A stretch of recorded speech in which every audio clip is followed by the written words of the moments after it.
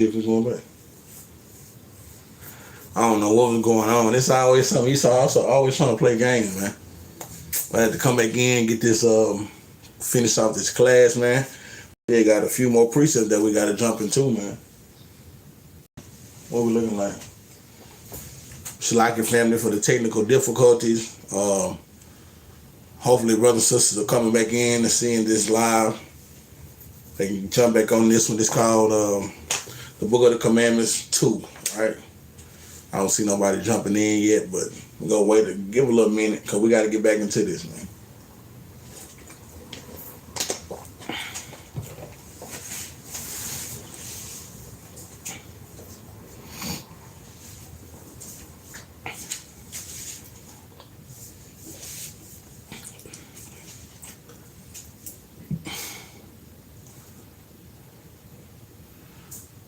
Praise Capt Benaniyah in this thing, man. I just had to start back over, man. I had some technical difficulties in the first one.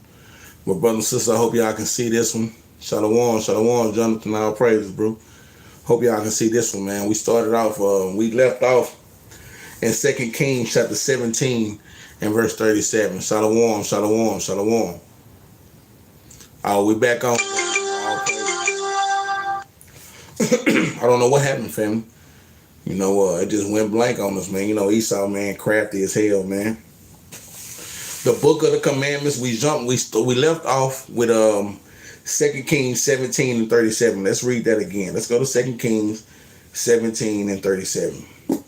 So, for those that has to get caught up, man, you know, we've been going through scriptures to show that the book of the Bible from the front to the back, even the Apocrypha, has what commandments, laws, or statutes, or ordinances inside of them, right? The Bible calls this the book of the commandments, man. We're not just, a lot of brothers and sisters have difficulty understanding that there are laws outside of the Torah, right? A lot of Israelites don't keep certain feasts and high holy days because they don't see them in the Torah, right?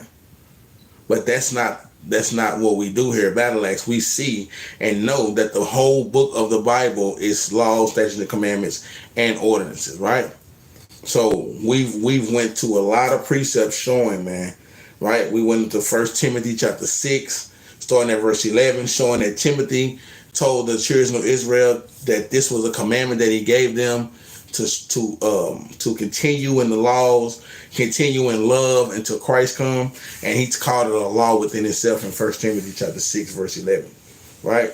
We see in 1 Timothy chapter 1 verse 7 and 8 that the Most High God said that we need to strive to be law teachers of the law, right? So we always want to have law, statutes, and commandments within ourselves and without ourselves, and it's not just in the first 5 books, man, right? 2 Kings 17 and 37. And the statutes and the ordinances and the law and the commandment which he wrote for you, ye shall observe to do forevermore, and ye shall not fear other gods. So we see that laws are laws, statutes are laws, commandments are laws, and ordinances are laws, man, right? So we see that all things that are written within this Bible were written for us, and it's not just laws inside of the Torah. Laws are throughout, within and without the whole Bible, right? Let's go to Leviticus 19. Let's get a precept on that.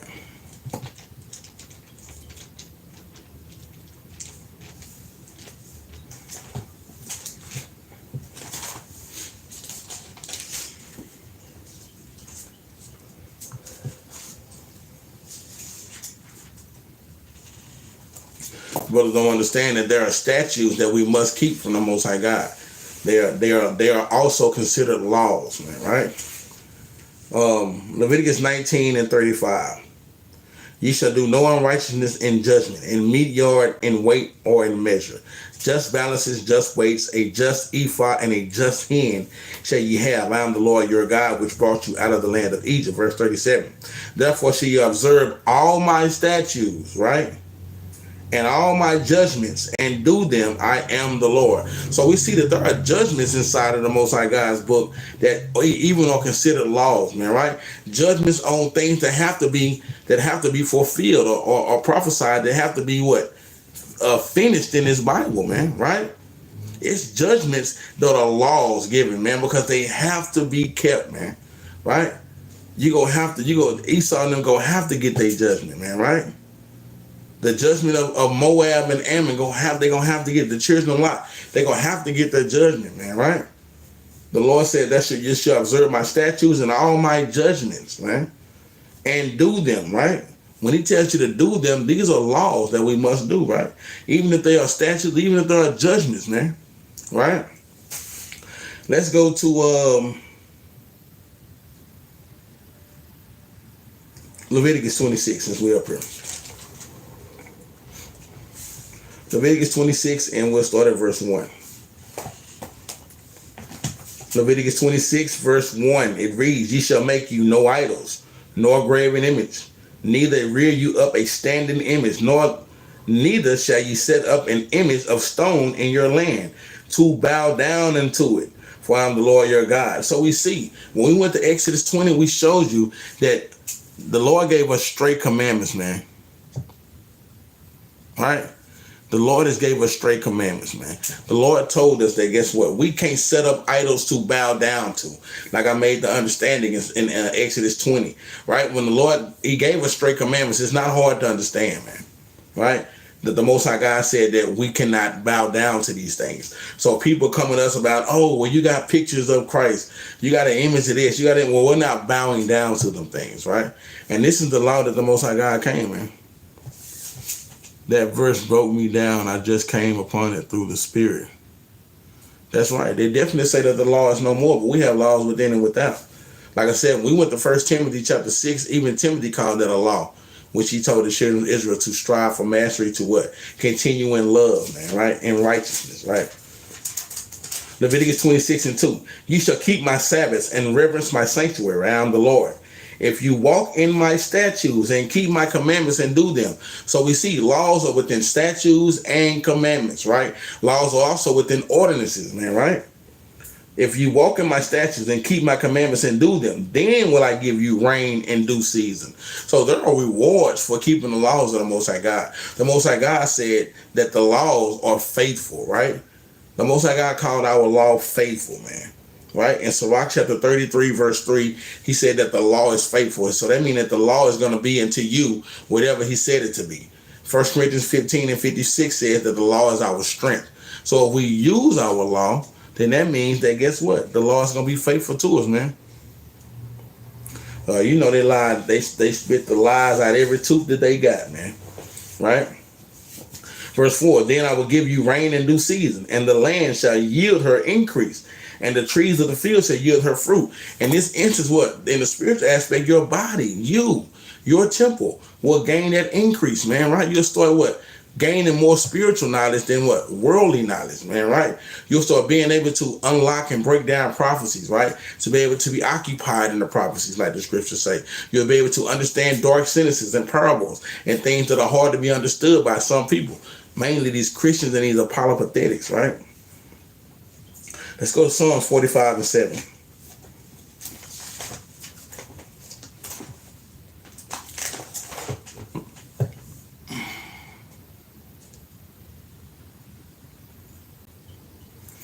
Brother say you want Lamentation 2 and 9. I got you, bro. We'll try to get to it. Psalms 45 and 7. 17, matter of fact. The book of Psalms, chapter 45, verse 17. "I will make thy name to be remembered in all generations." So we see that the law is forever, man, right?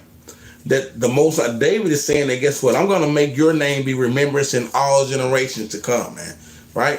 Not just from Abraham, Isaac, and Jacob, but from their seed and their seed and their seeds, right? He said, I will make thy name to be remembered in all generations.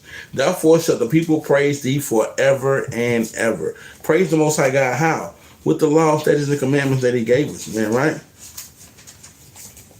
Let's go to John 8 and 17. John chapter 8, verse 17.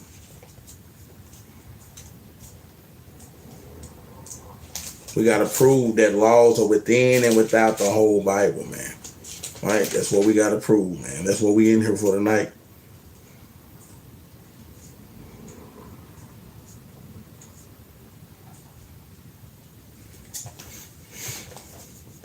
John chapter 8 and 17. It says, well, we'll start up a little bit. Let's start at 15. Ye judge after the flesh, I judge no man.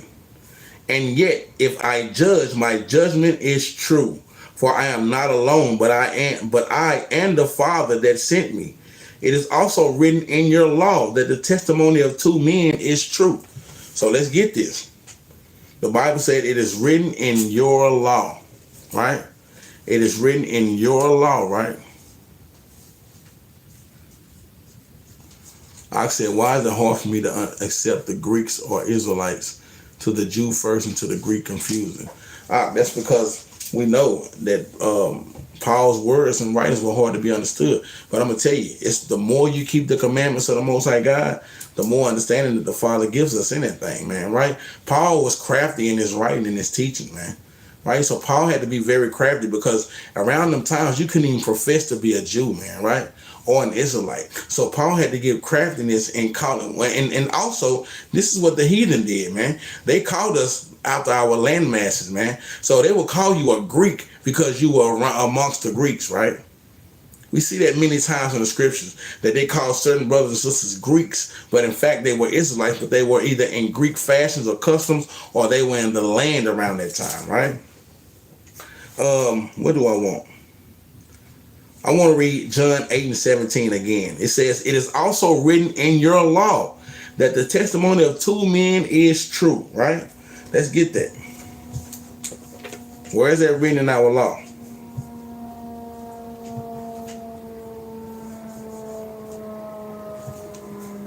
All right, let's go to Deuteronomy.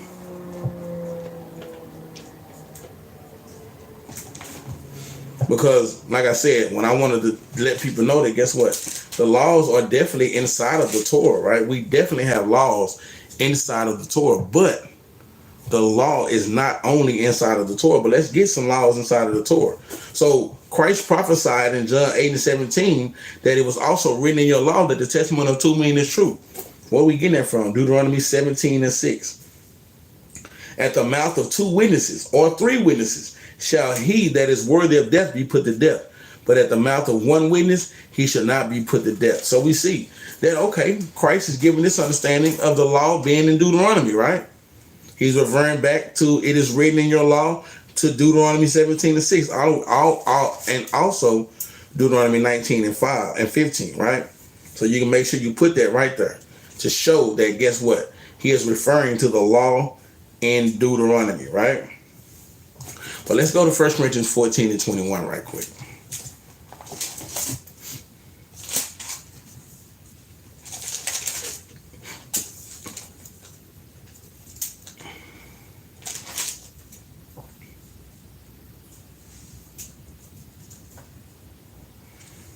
Let's go to Deuteronomy 14 and 21. Let's start at verse 20. So, Justin Reyes, are you saying that the law is done away with, brother? Is that what you're saying now? I hope you're not saying that, brother. We showing precept that the laws are in forever, right? And if you go and you just put a precept that said if you believe Moses and John, you believe Moses said that these laws were forever. When the Lord implemented our high holy days, the 7-day Sabbath, we can get to that. I'm gonna finish this class, and we can definitely go to Lamentations too, right? But the laws are forever, brother. We got to make sure that we understand and understand it with our readers, man, right? But let's go to 1 Corinthians 14 and 21. I'm gonna finish this class. I got about 4 more precepts, then we can definitely get to you. 1 Corinthians 14 and 20 and 21. We'll start at verse 20. Brethren, be not children in understanding, howbeit in malice be ye children, but in understanding be men. Right? Verse 21. In the law it is written, with men of other tongues and other lips will I speak unto this people, And yet for all that will they not hear me, said the Lord. So the Most High God is telling us in 1 Corinthians, Paul is telling us that this was written in our law. Where is this written? Do any brother and sister have a precept to to 1 Corinthians 14 and 21? Because the verse 21 says that in the law it is written, with men and other tongues and other lips will I speak unto this people, and yet for all they will not hear me, said the Lord. Where is this written at? Anybody have the precept? If you do, drop it in the chat, man.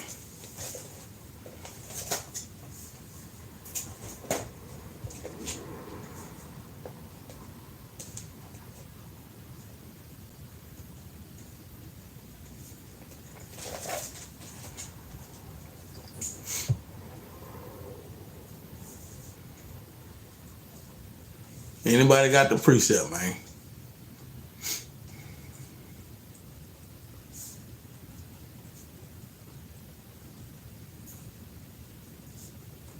Just hold your patience right quick.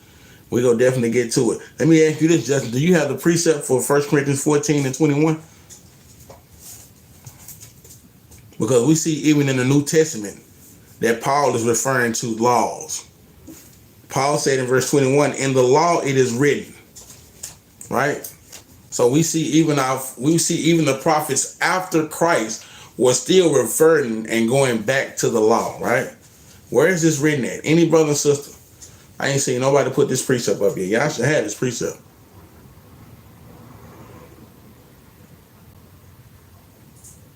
We done waited long enough. So again, 1 Corinthians 14 and 21. In the law it is written, with men of other tongues and other lips will I speak unto this people, and yet for all they will not hear me, saith the Lord. Where is this written? All praises. This is written in thank you. This is written in Isaiah chapter 28, verse 11 and 12. But hold on. What did Paul just call this? Paul just said this is written in your law. Right? Paul just said that this is written in your law, but hold on. This ain't the Torah. Isaiah 28 is not in the Torah. But Paul called it what? It is written in your law, knowing that laws are within and without this Bible. Let's get that. Isaiah 28 and 11. For with stammering lips and with another tongue will I speak to this people, to whom he said, this is the rest where ye may cause the weary to rest, and this is the refreshing, yet they would not hear. So we see that the Bible has laws that are not inside of the Torah that are still considered laws according to our beloved brother Paul, man, who was after Christ, right? So a lot of Christians love to say, well, Christ came in with the law. Well, we see Paul after Christ still telling you and referring back to the laws, right? They got some explaining to do, man, right? Let's go to John chapter 10, verse 34.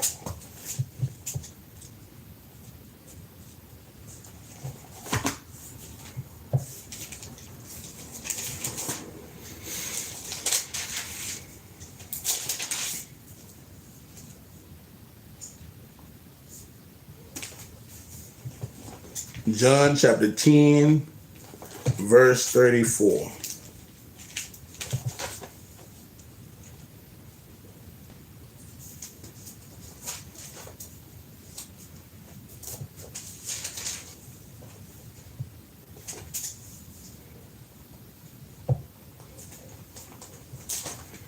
John chapter 10, verse 34. Yahweh shall answer them. Is it not written in your law? I said, ye are gods, man. Oh, this is the same class. I had to start over. I had to come back because I had some technical difficulties. So let's read John 10 and 34. And we should know where this precept is. Brothers and sisters, y'all got to know where this precept is. Yahweh shall answer them. Is it not written in your law? I said, ye are gods. Where is this written at, brothers and sisters? Where is the precept at? For brothers and sisters in the chat, where is the precept at?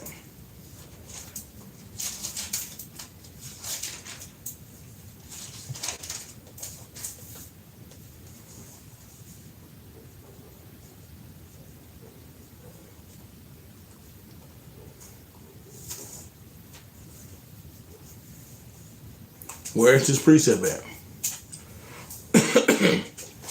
Because Christ called this a law, right?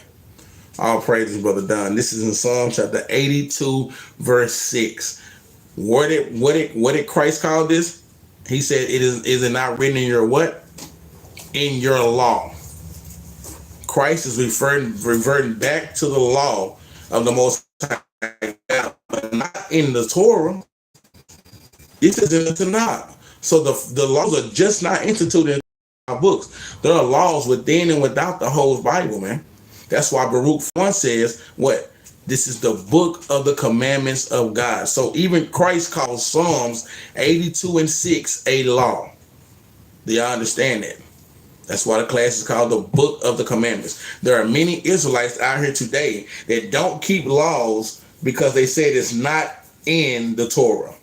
They don't keep high holy days because they say they are not in the Torah. But 2 Kings 17 shows you that there not only laws are within this book, but there are statutes in this book, that there's commandments, that there are also ordinances in this book. Paul calls Isaiah 28 and 11 a law. Christ calls Psalms 82 and 6 a law. I hope brothers and sisters can see that and understand that, right? We can really get to you, Justin, right quick.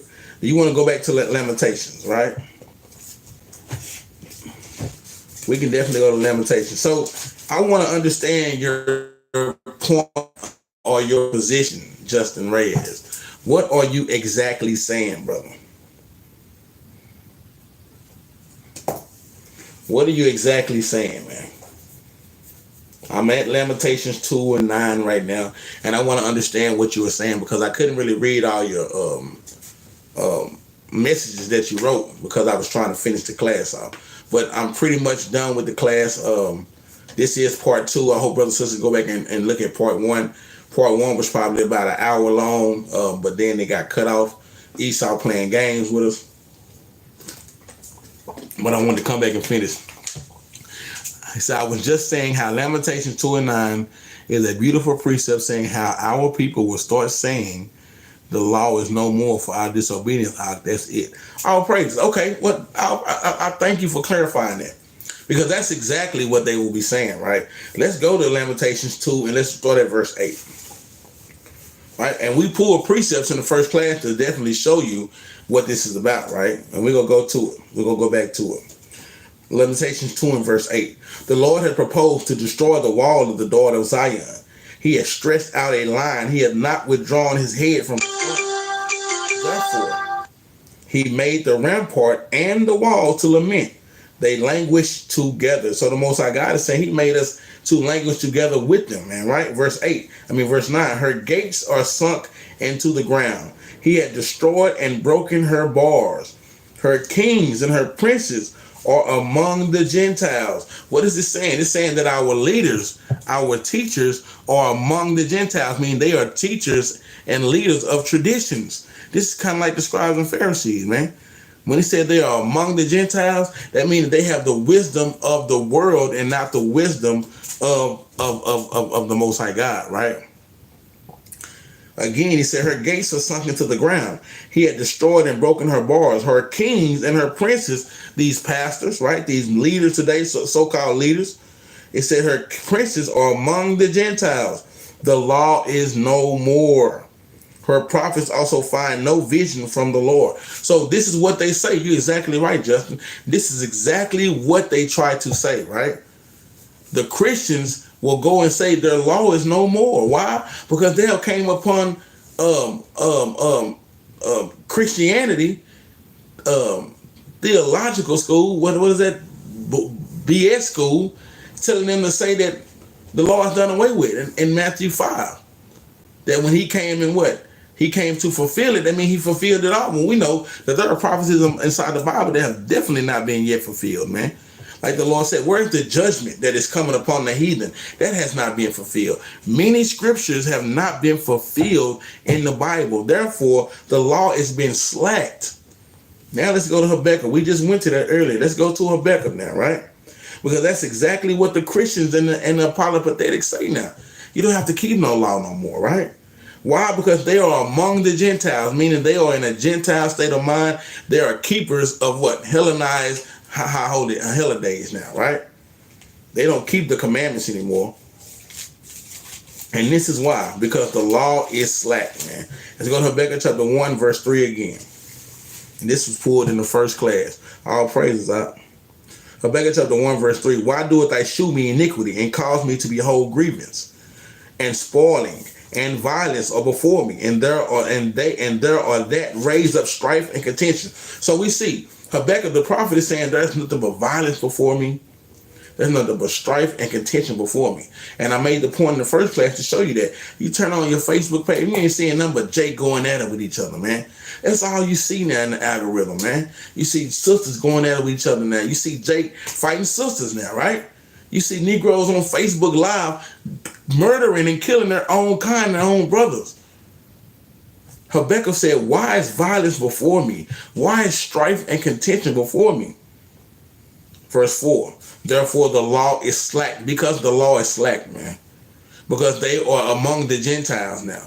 Because they want to be teachers of what? Worldly wisdom instead of the wisdom of the Most High God, right? Because the law is slacked, and judgment does never go forth. For the wicked does compass about the righteous. Therefore, wrong judgment proceeded. So that's exactly right, Ak. I wanted to definitely to get an understanding of what you were saying. So yes, the law is slacked because we are among the Gentiles, right? All praises to the Most High God for this class tonight. I'm Captain Yahri with the Battle Axes of the Most High. I want to say shalom to brothers and sisters. We say keep the laws, statutes, and commandments. Let's go back to 1 Kings. Matter of fact, let's go back to 1 Timothy, because I know a lot of people didn't get this one in here. I want to go read this one. We always say keep the laws of the Most High God. So let's go to a law. Let's go to 1 Timothy chapter 6, and we'll read down from 11. This will be your law for tonight, brothers and sisters. Cats and cod. All I want for Christmas is 2 gold front teeth. Oh, shoot, man, look. No, man. Yes, man. Say, they out of line, ain't they? That is blasphemy, brother Janai Jones or sister. That is damn blasphemy, man. They say try Jesus, don't try me. Man, y'all better stop playing. I'm going to try man all day before I go play with the King of Kings, man. Right? You got, man, Negroes be saying anything, man. People will say anything these days, man, just to sound good, man. I definitely heard that song, man. Talking about because I throw hands. Well, I'm going to tell you, Christ go throw nations. Christ go tread the wine press alone, man. Yeah, now you got, but this is my point on that thing. They love to say, try Jesus, don't try me. Well, you can try Cesar Bonjour, because that's what they talking about. You definitely can try that Edom, and you can definitely try that soft-mannered, doggy, stringy hair guy. But Yahushua, the God of Abraham, Isaac, and Jacob, was going to send his son, right? Yeah, I know. Cat and dog, shut the hell up, man, right? They better try, man, because we throw hands. Christ go throw nations down, man. Right? That is dumb as hell for people to do, man. But this will be your law for tonight, brothers and sisters. 1 Timothy 6 and 11. Let's read down. We always say keep the laws of the Most High God. 1 Timothy, I want to touch this real quick. 1 Timothy 1 and 7 said, desiring to be teachers of the law, understanding neither what they say, right, nor what they affirm. So we want to be teachers of the law, right? So let's show in 1 Timothy 6 and 11 that this is indeed a commandment that was given by Timothy. 1 Timothy 6 and 11. But thou, O man of God, flee these things and follow after righteousness. So he tells you to flee the things that are not good for you, right? Basically, when you read into 6 and down, you're reading into the root of evil, right? Evil ways. He said, flee those things. He said, but follow after righteousness. Deuteronomy 6 and 25, keeping the law. Godliness, faith, right? In James, showing that faith without works is dead. Love, keeping the commandments. Patience, meekness. This is going into the fruits of the Spirit. Timothy is telling you to keep these things and follow after these things. He also says in verse 12, fight the good fight of faith. Lay hold of eternal life, whereunto thou also called, and hast professed a good profession before many witnesses. He said you need to definitely profess this among many witnesses. That means you need to be that true light to the Gentiles, right? Verse 13, I give thee charge in the sight of God, who quickeneth all things, and before Christ, who before Pontius Pilate witnessed a good confession. This is the point, verse 14, that thou keep this commandment without spot. Timothy called this a commandment that he gave us, to keep this commandment without spot, right? Unrebukable until the appearing of Christ, Yahweh, man. So when he tells us in 11 to flee from the things that are of evil, and to follow after righteousness, godliness, to fight the good faith in verse 12, to profess it among many witnesses at the end of verse 12. This is a commandment that Timothy gave us himself, man, right? Hope brothers and sisters had some edifying spirit in this class tonight. I hope brothers and sisters had ears to hear and understanding to be able to rebuke these wicked, evil doers in this kingdom right now, man. Hope we're able to plant a seed inside brothers and sisters that may grow. We definitely want to be able to grow each and every day that the Most High God gives us His grace. Shalom, Sister Bossing Up, Lamar, Jones. She said, what do you think about laughing at people? Some people say that laugh at people so they won't get built at the person. Well, I'm going to tell you, where there is no law, there is no sin, man. Right? Even Christ had a sense of humor, man. At some points of times, I feel like that if I was back in the day and the Lord was cutting up them scribes and Pharisees like that, I think I might have laughed at them a couple times too, to see their faces, man. When the Lord constantly cut their butts up, man. Like sooner or later, they just gonna be looking dumbfounded in Christ. I'm like, man, it's kind of funny, man. Right? But when there is no law, there is no sin. I don't think laughing is a problem. Well, in anything that you do in the wrong timing, right? You don't want to sit up here and somebody just gave you their story of what they're going through right now, and then you sit up here and laugh at them, right? Right? Timing is everything, man, right? Due season, right? You don't want to be laughing out of season, right? So, it's good to have a laugh or two, but I just can't speak on this as it being a no sin. Shalom, brothers and sisters. Y'all have a great night. Sabbath class, Sabbath morning, Lord willing. Hope brothers and sisters are in the building or in attendance or online, right? With this, I say Shalom, Israel.